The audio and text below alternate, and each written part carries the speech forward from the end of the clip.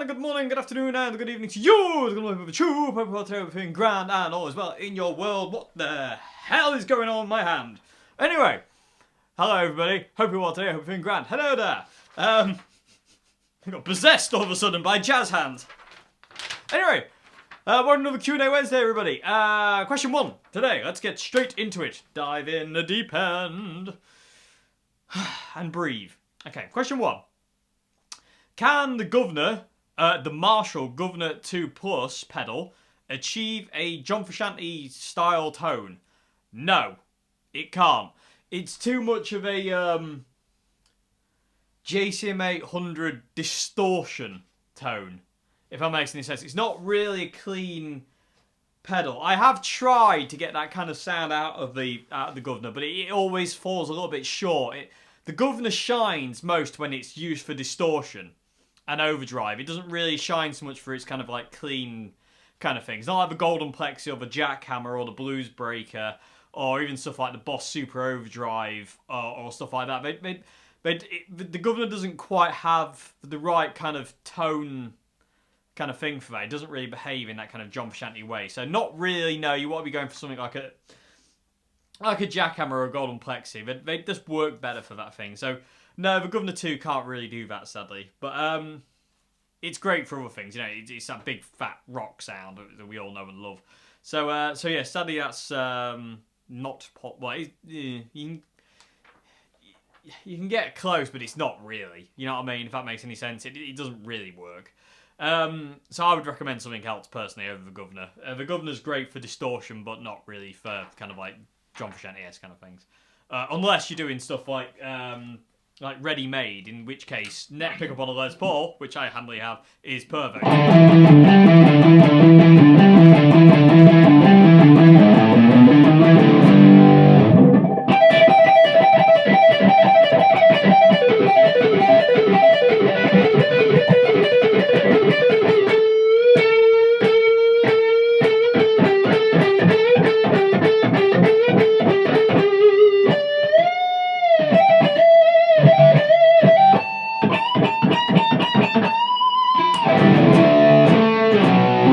It does that perfectly, you know, and even stuff like,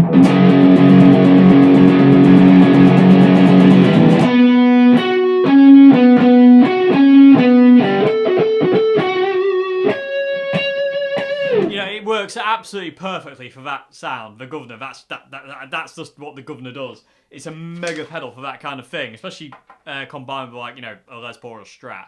You know, it just works really nicely. But for that kind of John Frusciante clean tone, not really. So how about the question? You also asked, why does the Guv'nor sound fizzy when the deep control isn't maxed out?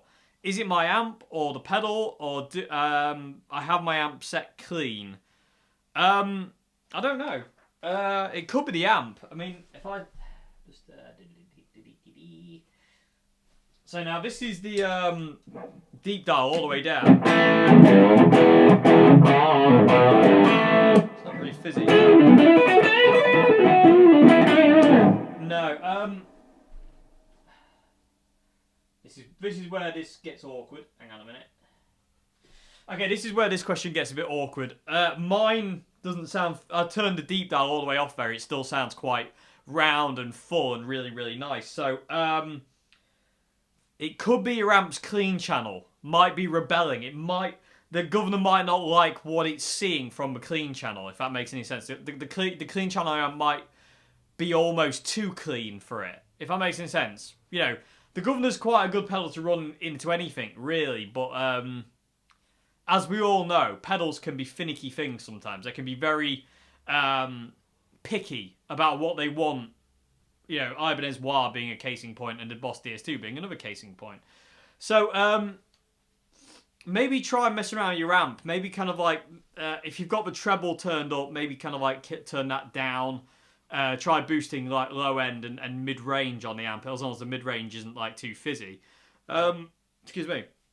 But yeah, I mean, I wouldn't say that's the pedal. I've never experienced the Guv'nor to really get fizzy, really. It's a very fat, warm sounding Marshall pedal.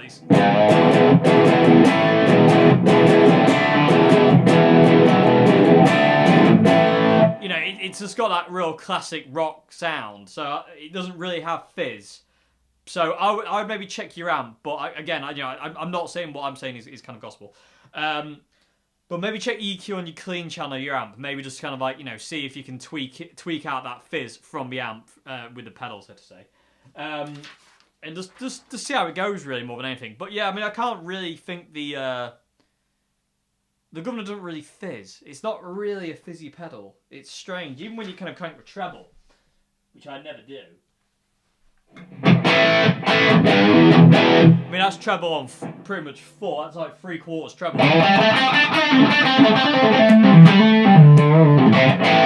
It's not. I wouldn't call that fizzy myself, but I mean, it's quite bright and harsh and cutting. But yeah, I don't know. Maybe just I'll say tweak with your amplifier. See what happens, and also it could be the guitar as well, depending.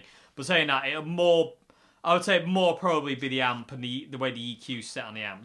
Just mess around with your amp and just see what you can come up with. So I hope that's answered your question.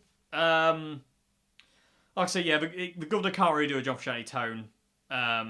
It doesn't really do that kind of thing. So yeah, I hope that's the question. We're going on to question 2 now, everybody. Question 2. Question 2 is what's the right placement for a golden plexi in the pedal chain? Wherever it works. It's just trial and error where it works in your setup. I'll tell you where it works in my setup in a minute. But this is what I will say. Ignore everything that gets told to you about supposed proper signal chain, because it's nonsense. It doesn't mean anything. It's just some person's opinion that might not work for you. You have to experiment with your pedals, like this. Obviously, that's what that's supposed to mean. You have to experiment with your pedals to find out what works for you and what sounds best for you. Because there is no rules. There are no rules saying like, this has to be there and that has to be there and that has to be there and that can't be with that one and that can't be there in front of that one and blah-de-blah-de nonsense. It doesn't mean anything. There are no rules when it comes down to guitar pedals, guitar music, or anything in general like that. There are no rules to that. You can do whatever you want as long as it works for you and gets the sound you want, then it's right. So there is no proper place for any pedal. As like I say, it's just what works for you. It's what you want to hear more than anything. What makes it sound. Play around with your pedal board. Just mess things around a bit and just try something that you've never tried. Maybe thinking, oh, what happens if I do this and this and this? Oh, I wonder what happens there. To have fun. Have fun. Like I always say, it's the most important thing when you're playing guitar and playing around with pedals and playing around with sound is to have fun. When you're not having fun, it becomes a chore and it just becomes a bit of a pig, and you don't really want to be in that kind of realm because it can demotivate you and kill your kind of inspiration to actually want to play. So you always got to have fun. The moment you kind of start to get a bit stressed with it, you need to walk away. But the Golden Plexi sits anywhere you want it to in the chain. It can sit anywhere it wants. I'm sure you could even run it through the effects loop as a volume boost if you wanted to, or a gain, maybe not a gain boost, but a volume boost. Maybe, who knows? Let's say, cranking the gain on the Golden Plexi through an effects loop might sound amazing. You never know.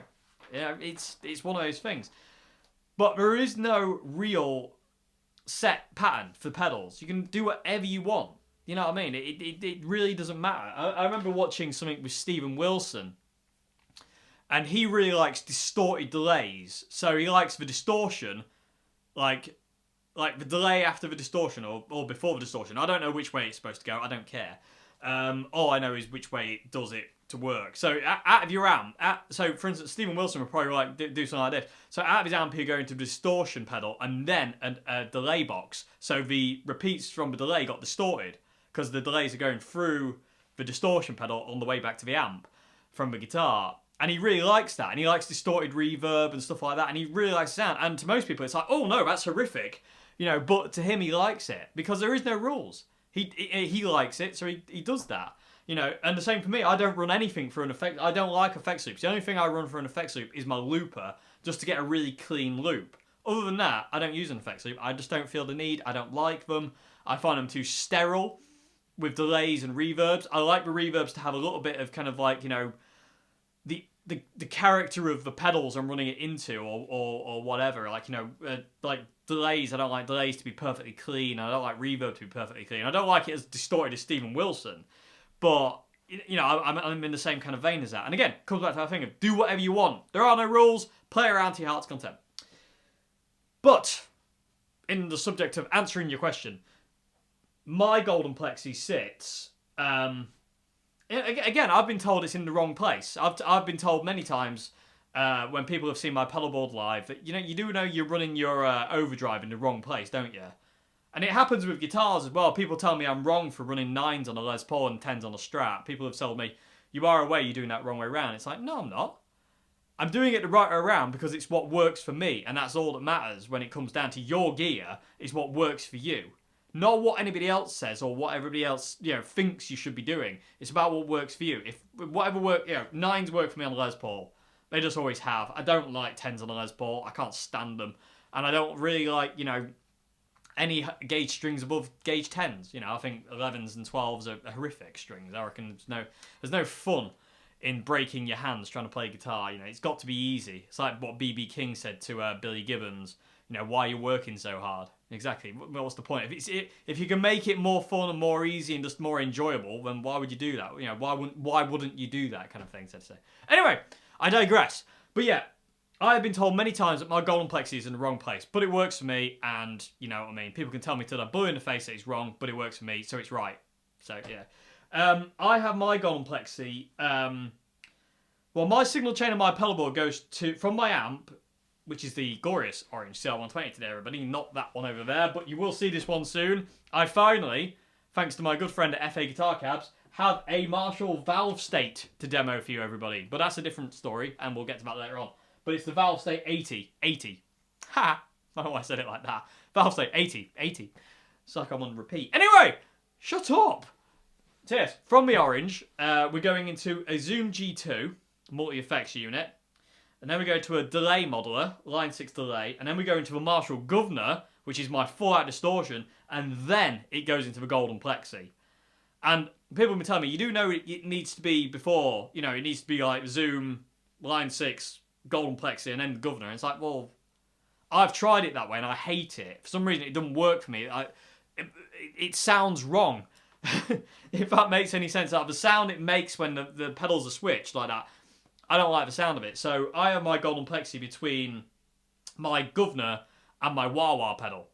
That's where it is. That's where it's always been. And I've had it that way for absolutely forever. And I had my Tube Screamer before that there until I found the Golden Plexi, which took its place and then proceeded to just kind of like, kick the Ibanez bye-bye kind of thing, so to say. But that's another story as well, Dave. What was the point of that? I don't know, Dave. What was the point of that? Anyway, but yeah, that's where I have my Golden Plexi. But again, experiment, mess around. You don't know where these pedals are going to have to sit to make your ears happy and make you happy until you mess around with them and tweak them and find out what works for you. So there is no, perfect placement. There is no designed or set placement for pedals. Put them wherever you want them. As long as it works, that's all that matters. Like I say, it's all about you. When you're finding your tone, finding the equipment you want, finding the pedals you want, finding the sound you want, it's all about you. It's a very, very selfish thing, but that's all that matters. If you want your sound to sound like this and you like it that way, then that's all that matters. As long as you're happy and it inspires you to play, that's all that matters. Okay. You also asked if I switched pedals boards, would you place it differently? No, it'd be in the same place all the time. It would always be where it is. It'd be distortion and then the Golden Plexi. It would always be that way. So yeah. So like I say, just mess around with your house content. But like I say, just to recap one more time. This is my pedal order. From the amp, goes into the Zoom, goes into the Line 6 delay modeler, goes into the Marshall Guv'nor, then the Golden Plexi, then the Ibanez Wah, Boss DS2, Electro Harmonics double muff to my guitar. And that's the order. So yeah, but again, no rules, no order. It doesn't matter as long as it works for you. That's all that matters. Okay, so I hope that's this question. I can't pick up the bit of paper. Come here, you. I don't know. Rebelling paper. Don't make me do this to you. Anyway, what do you mean you'll fight back? How can you fight back? You're merely a piece of paper. Anyway, moving along. Question 3.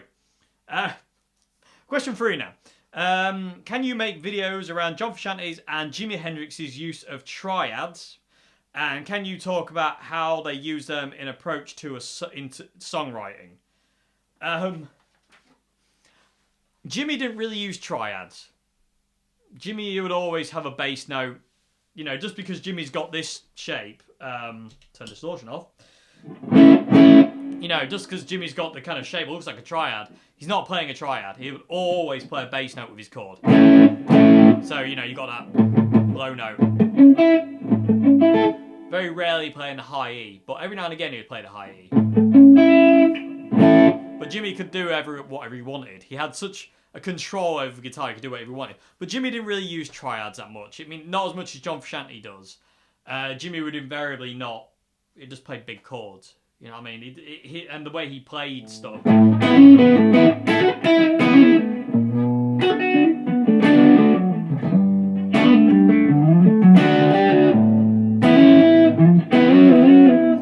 know, that kind of Curtis Mayfield kind of style that Jimi kind of like, you know, expanded on.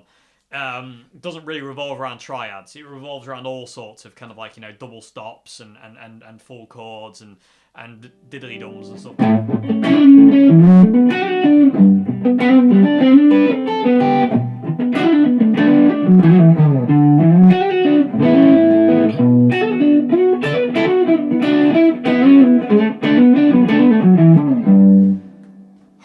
know what I mean? Stuff like that. God, this guitar is so heavy. Whoa. I knew there's a reason I don't play it that much anymore. I don't want a chambered Les Paul though. It's not Les Paul really. It doesn't feel like a Les Paul. You know, you want it to be breaking your shoulder slightly and making you go like this. Anyway, but yeah, I can do a video on John Frusciante's use of triads. How he uses it in songwriting, it's a question that I can't answer. John's approach to songwriting is solely his own. You can't really teach songwriting like that. I don't think. I can't teach you to write a song in the style of John Frusciante. You know what I mean? It's got to be something you kind of got to learn how to do on your own in your own way over a period of years. It's not something that can be taught. You just have to learn. Kind of like, you know, John would kind of like do stuff like I don't know. So let's just pick D minor, which is one of John's favorite keys. He would pick a very melodic chord progression. You know, John would. So.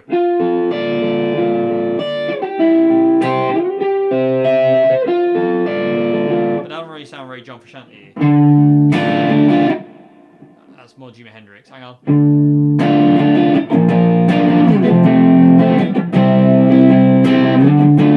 Yeah, something like that. So,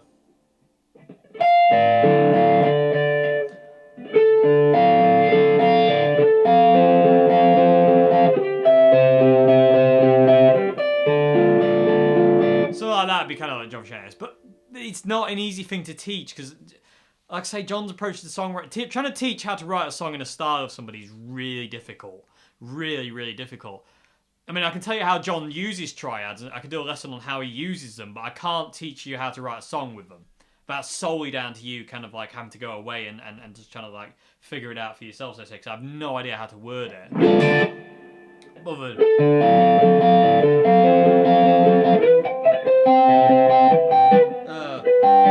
no, what would it be? Where are we? Yeah, so.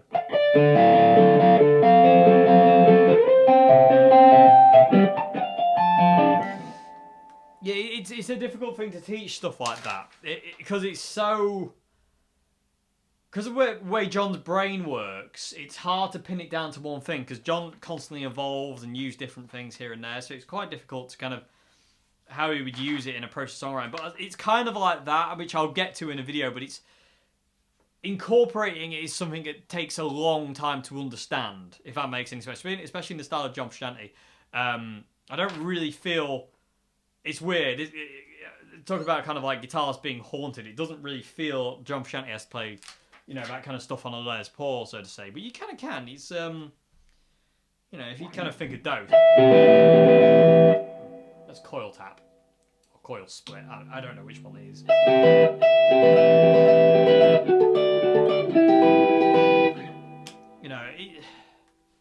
I don't know. That's really difficult. That's a really difficult thing to do. I would be hesitant to do a video stating this is how to write a song in the style of John Frusciante using triads. I'd be very hesitant. Well, I wouldn't do it. I wouldn't do that because that'd be lying. Because it's not. I don't think it's possible to do that kind of thing. It's really difficult to kind of teach. You know, you can't go here's A, B, and C and equals John Frusciante. It doesn't work that way. It's the same way as any guitarist. You can't really do that. So I will do a use on John's use of triads. Jimi didn't really use triads a great deal. Like I say, there's not really many use of triads in Jimi's playing. It's more bass, rhythm, and lead all at the same time. John is more of a triad user, but then not so much. I mean, people have told me in the past, Under the Bridge is all triads. It's not triads at all. It's full chords. You know, it's not triads. There is one triad in Under the Bridge. Technically not though, because John actually is able to get this chord, which I can't do because my finger doesn't bend like his, and I don't know how he does it himself. But there's a chord Under a Bridge which is crazy, and he gets his ring finger on his left hand to bend in a really unnatural way to be able to get this full chord. I can't do it, so I have to just do the triad. But so technically there are no triads in Under the Bridge because there's always a bass note going, which would equal 4 notes, and on the original, it sounds like John's playing a full chord, so, you know, there's definitely no triads there. I will do a video on John's use of triads eventually when I get around to it. It's not an easy thing to teach, but I can't really use it in a kind of an idea of, like, you know, how do they approach songwriting? How do they use it in approaching songwriting? I have no idea. I'm not them, sadly. I can't really think of it. I could give you my interpretation, but that's my interpretation, and it's not really theirs, so it's kind of... It's a bit of a false one, if you know what I mean. But I can teach you kind of like, you know, how to use triads in, like, you know, in different ways of, like, you know, if you've got a chord progression such as... which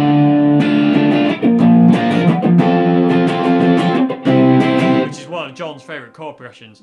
You can kind of like... what's that, B flat? You can kind of get around kind of...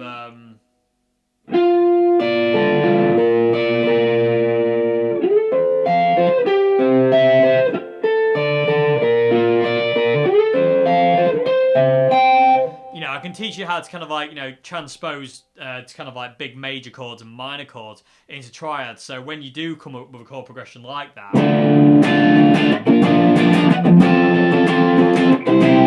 you know, you can then overdub stuff like, you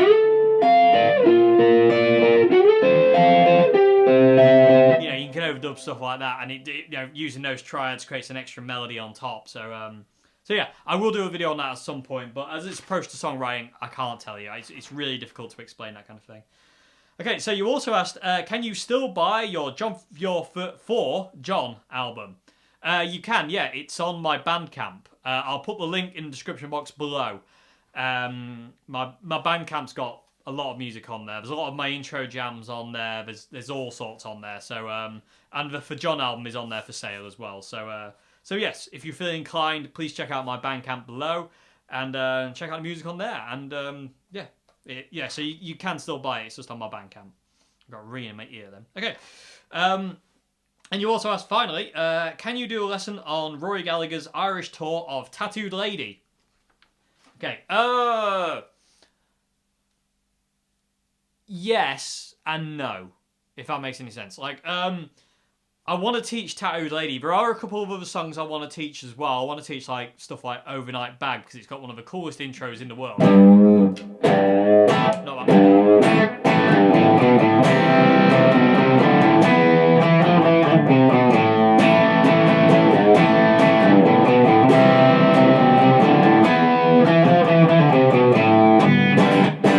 This is one of the coolest things. That's one of the coolest overlooked riffs of all time.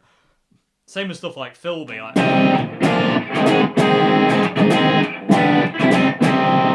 that's just immense. That is so cool. And Edged in Blue. I could keep going all day. What else have we got?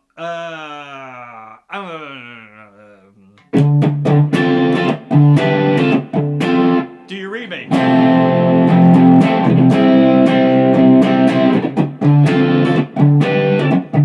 But that's so cool. I keep going all day with these Rory Gallagher riffs. So anyway, I will teach Tattooed Lady, yes, and I can incorporate some of the things from the Irish tour, but like for instance, like where he kind of goes, what is it?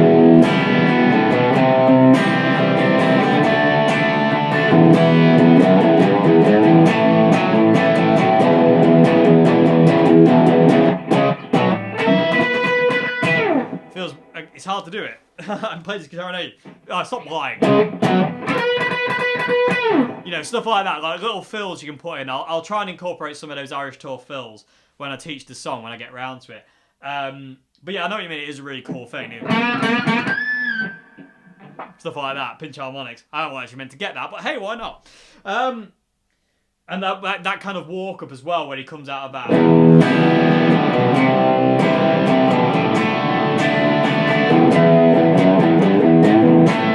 Which is so cool. It's so cool. So yeah, I'll incorporate some of the Irish tour stuff in there when I do get around to teaching Tattooed Lady, because it's one of those songs that if you're a Rory fan, you have to know how to play. It's just one of those classic Rory tracks. It's like Shadow Play and Bad Penny and you know, and you know, stuff like that. It's a need to know. You know what I mean? Fuel to a Fire is another amazing riff.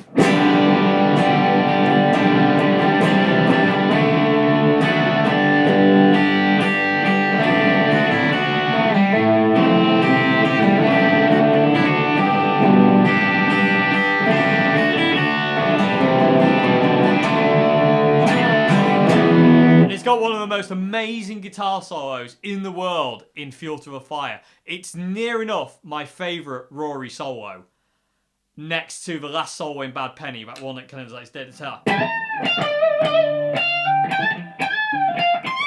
You know, next to that one, the Fuel to a Fire solo is so long and drawn out, and it's just so gorgeous. And there's other songs as well, like I Fall Apart, which I can't do because I don't have a capo. But anyway, but yeah, I'll incorporate some of the Irish tour stuff as when I get around to doing Tattooed Lady. I'm going to talk about Rory Gallagher. I'm going to go mental on Rory if I'm not careful. Calm, breathe. Save it for the Rory videos, Dave. Okay, yeah, so I will talk about some of the Irish tour licks and also some of the other stuff that Rory do as well in Tattooed Lady when I get around to doing it, because he did some really, really cool stuff. Like the later on in his career, Rory would do this kind of octave chord thing where he would he would kind of do like slide up as the kind of chord. It was ridiculously melodic. So if I do like a loop quick, oh, maybe not on the neck pickup.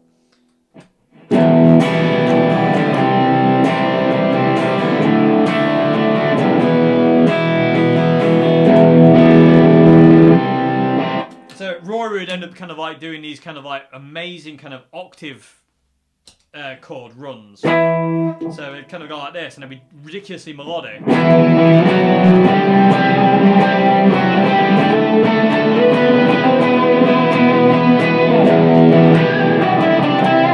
Oh my gravy! That's just. I'm gonna have to play that again.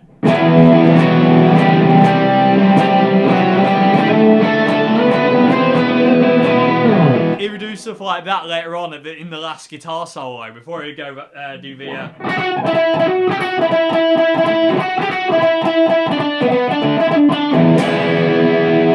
know, to finish the song on, and you always have to do the big Rory arm as well when you hit the last chord, because otherwise it's not quite right.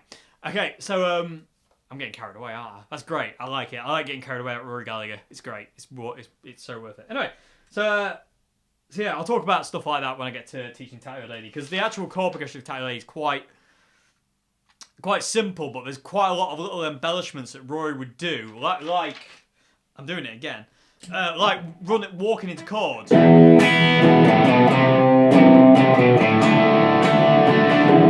know, not all the time, every now and again, kind of thing. So not really when he was singing, but kind of like during Lou Martin's piano solo, just before they hit the main guitar solo, after the first chorus, Rory would kind of like, you know, embellish those chords and do like little bass runs and all sorts of stuff. So yeah, I'll get to that when I get to Tattooed Lady, yes. Okay, moving on to question 4 now, everybody, before I just go on this crazy tangent of Rory Gallagher riffs, which I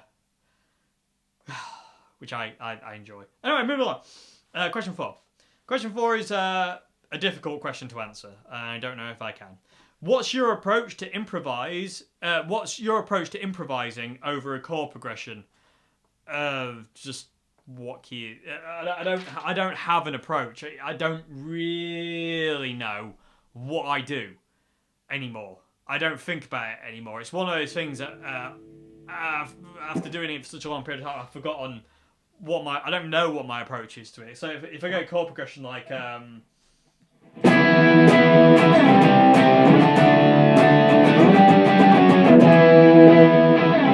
if I get a chord progression like that, I know it's in E minor, but I don't know what I'm going to do.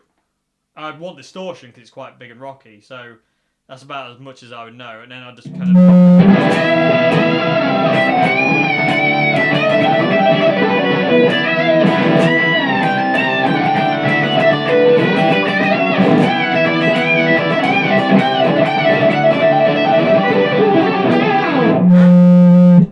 easy tiger.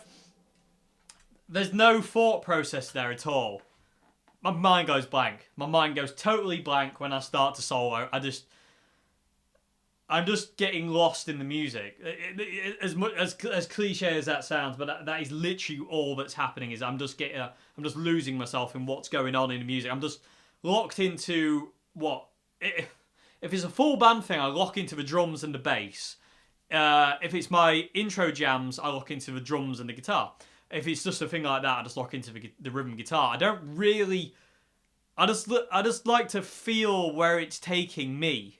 You know, I like to kind of like just surrender myself to the gods of music at that point in time. It's not really none of it's a conscious thought, if that makes any sense. I don't have a conscious thought when I play, and when I do have a conscious thought, is when I feel like I can't play properly, if that makes any sense. I've never. When I consciously think about what I'm playing is when I tend to get really angry at myself and feel that it's not very good guitar playing.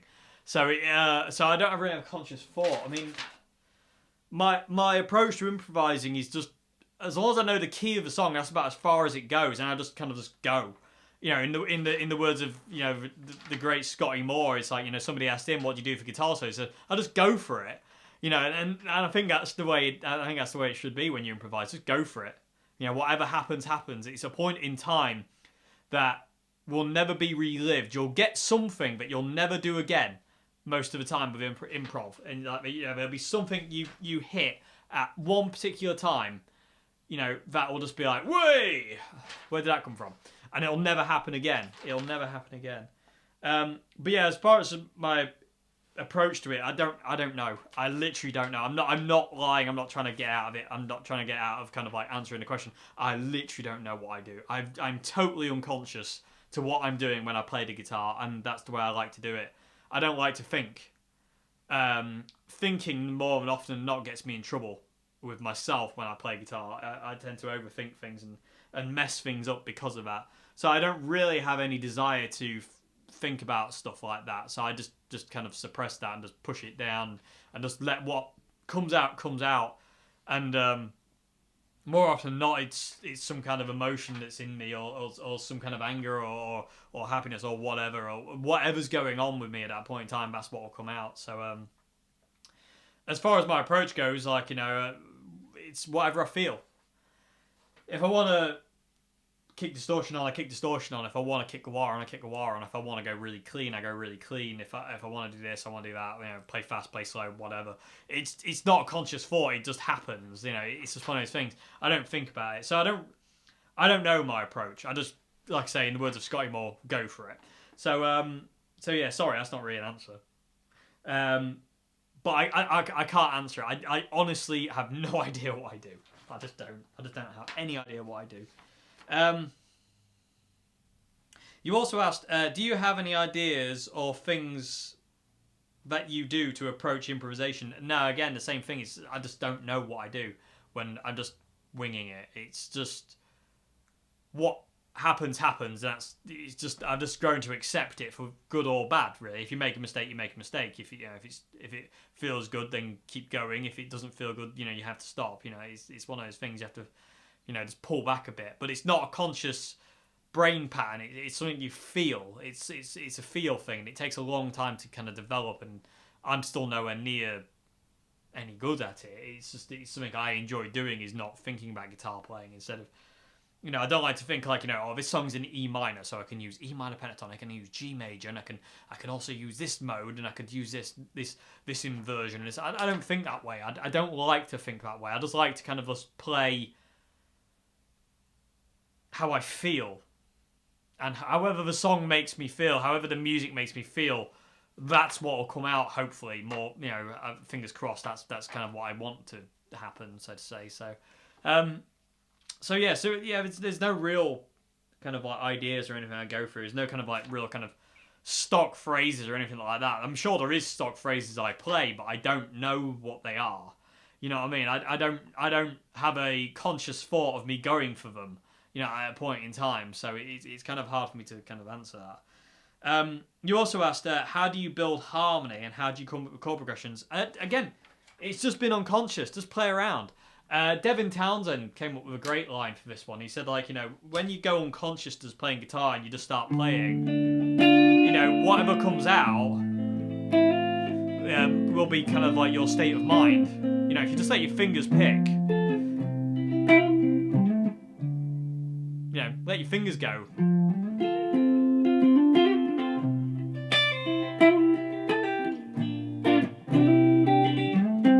So I'm not really thinking about what I'm playing, I'm just playing.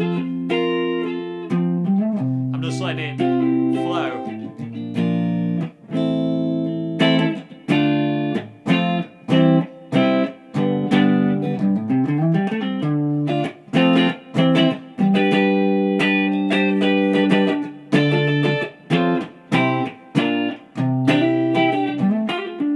You know, there's no conscious thought there, that was just noodling. I can pretty much talk over the top. I'm not a brilliant talker over the top of playing, because I just like to focus in on what I'm doing. My brain doesn't kind of focus in. I focus in as a whole on the guitar, and the guitar, you know, becomes me, so to say, and you know, it just happens.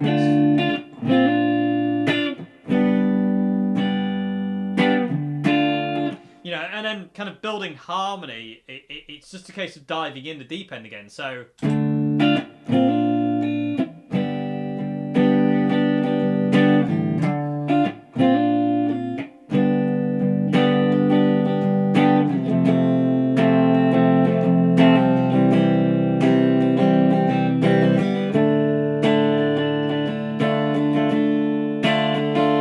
kind of over that. Again, no real brain pattern, but it's in D minor, so start with a D note.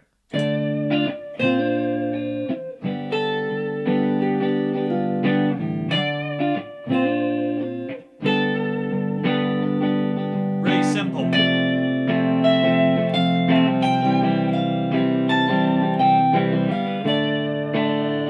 You know, really simple. I find the simpler... When you're trying to play melodic, the simpler you are and the less notes you use, the more it has an impact. Like that was just... very simple. It's a D minor pentatonic. It's just the end of a D minor. If I really think about it, it's just coming out of D minor pentatonic. So and that's all I use really. I don't really use anything other than that pentatonics. I'm a very pentatonic guy, if you know what I mean. But yeah, I still find new things I can do with pentatonic scales even now, and it's really cool. It's really exciting. So yeah, how to build up harmony? Just be very simple, and chord progressions. Just play around, just mess, see what happens, see what comes out. Sometimes, you know, weird things might come out, like you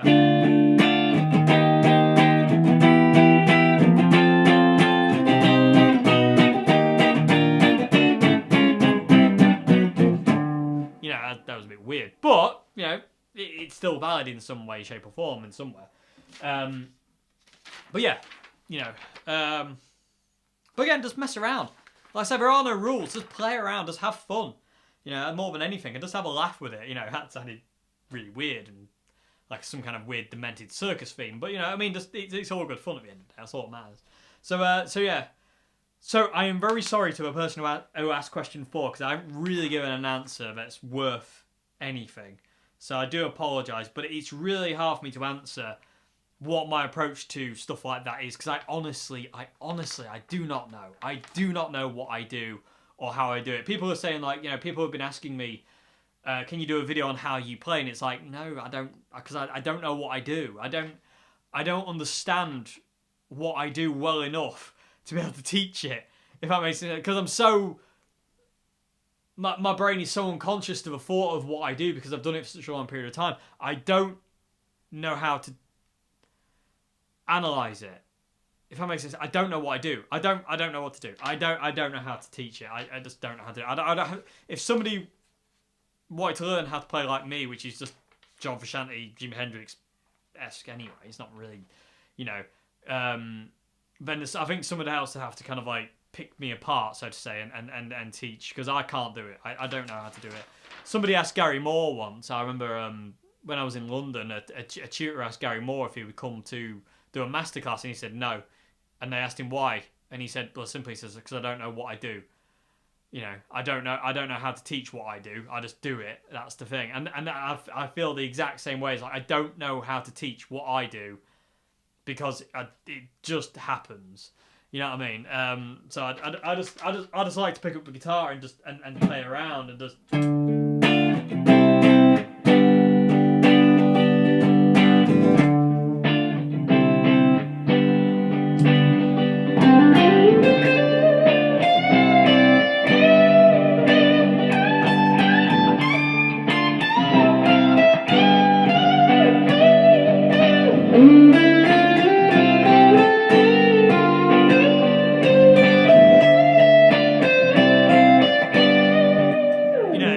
Like that, I like that. I like doing that. No thought, no analysing, no over-analysing, no being critical. Just do what you do. So sorry, that's not really an answer, is it at all? Okay, so I'm gonna have to move on. Sorry about that. Question 5, everybody. Question 5. What's a good bedroom amp with good cleans and a good pedal platform? Can you guess what I'm about to say, people of the tube? Can you think of a tiny little amplifier that I will recommend for bedroom use and good pedal platform? Yes. The Boss Katana 50, everybody, makes another appearance in my recommendations. And I'm going to have to do more videos with it, aren't I? Yes, I need to do more videos with my Boss Katana because I love it very much. Yeah, Boss Katana 50 is one I'd recommend. Highly recommend the Boss Katana 50 over so many other amplifiers. It's just immense. Absolutely immense. The Boss Katana 50 is gorgeous. So yeah, Boss Katana 50 is what I'd recommend. Ridiculously cheap, ridiculously awesome. Win-win. I don't know what that noise was, but hey. And you also asked, do I like Queens of the Stone Age? Yes, but they're not really a band I listen to really a great deal of. But I do like Queens of the Stone Age, yeah. I really like Songs for the Deaf. That was a really cool album. Is it Songs for the Deaf? I don't know. But yeah. I'm not a big fan, but I do like them. So yes. So I hope that's this question. I'm going to move on from that. It was the quickest answer in the world. But yeah, I don't feel the need to elaborate anymore. Boss Katana 50. Okay, so final question, everybody. Question 6 now is, have you had... I like this question. Have you ever had complaints from your neighbours about the volume you play at or you're playing? I've never had complaints about volume, no. Most of the time when I do my videos, they're actually not in next door. So, but again, I don't really play super loud. I mean, the volume I play at, I can pretty much talk over.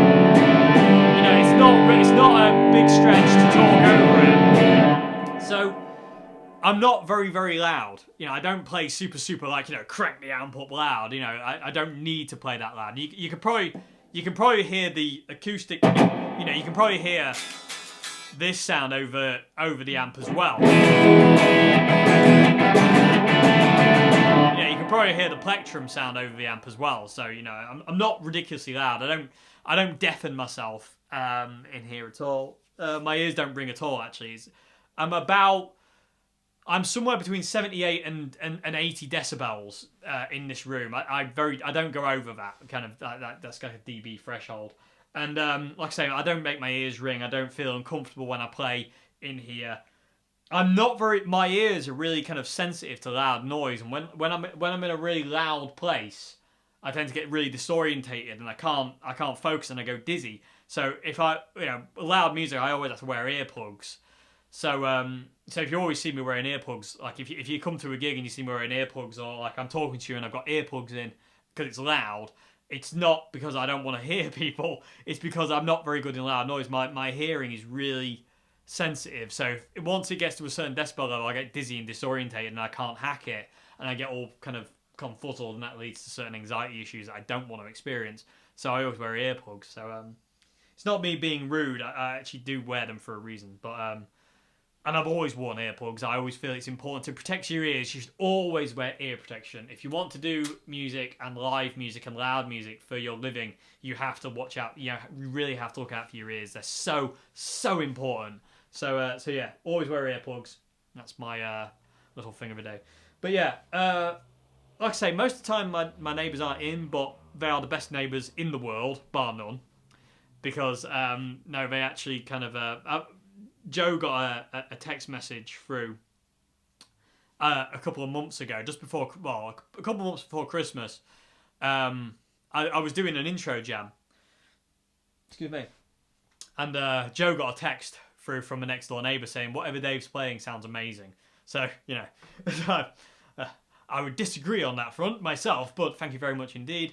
But yeah, they are amazing. So yeah, I appreciate my next door neighbours, and I try not to be obnoxious and kind of like, I try to be respectful. And so when I'm finished doing videos in here, I tend to kind of like, I don't play guitar in here again really that day. I will go somewhere else and, you know, and keep it quite quiet and try not to be kind of an obnoxious yobbo, so to say, with my amps. There are occasions where I get cranked up, but I normally try to make sure that, like, if it is really loud, if I've got to demo something that's super loud, or you know, it's very rare I want to play loud. I like to play quite quiet. You know what I mean? I've got the volume quite low. Like, I really like that level. You know what I mean? Where it's not too deafening, but you still got a really nice volume where you can feel it moving. But I don't really like loud. I don't like super loud. I gigged once with a Marshall MG on 10, and it was the most horrific experience of my life. And also, I've been very fortunate. I got to play through 2 Marshall 100-watt plexis on daisy chained together on full volume. I've got a video of it actually. And it was like somebody was beating me up. It was an absolute physical assault. And I just don't like loud volume. I like to be quite quiet and respectful to people's ears. I don't think it's a cool thing to be kind of like, you know, I'm just going to turn my amp up all the way because it's because I need to be loud. It's like, no, you don't need to be loud. You know, you need to be respectful to what people want to hear and the volumes that people want to hear those things at. Normally, a nice volume level will make people respond better to you than being absolutely deafening and making people really uncomfortable. So yeah. But like I said, I try not to be too obnoxious and loud. I don't want to be like a yobbo or anything like that. So yeah, I mean, but yeah, my neighbours are amazing. They're just wicked, you know. So yeah, but I say sometimes they're not in. You know, sometimes during the day they're at work, so I don't really have that worry of kind of like, you know, bothering them too much. But if they are in, you know, I try to be respectful of that and try not to play super loud for long periods of time. If I want to play for a long period of time, I'll go in the other room where I can shut the door and it cancels out a lot of the noise, so I can be quite loud in there, and it's never going to really affect next door too much. So you know, it's just like having a stereo on really quiet. So yeah, and the Led Zeppelin fans. So, you know,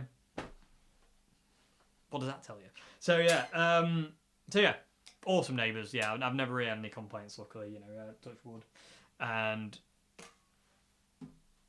you know, and all that. But yeah, they're awesome. They're awesome.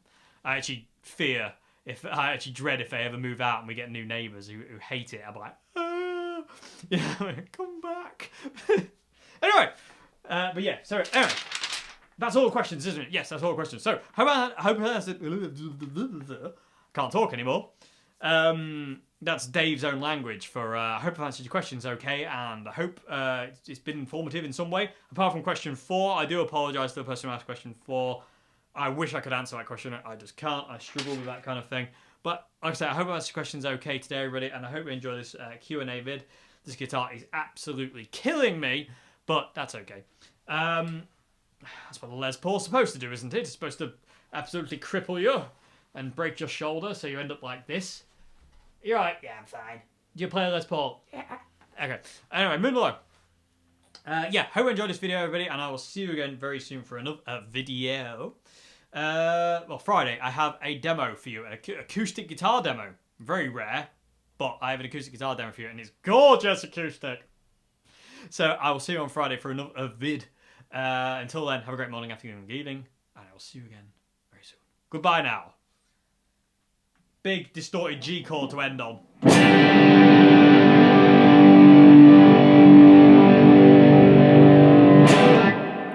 Loads of reverb as well. Can't go wrong. Can't be bad. Anyway, goodbye now. Thank you very much.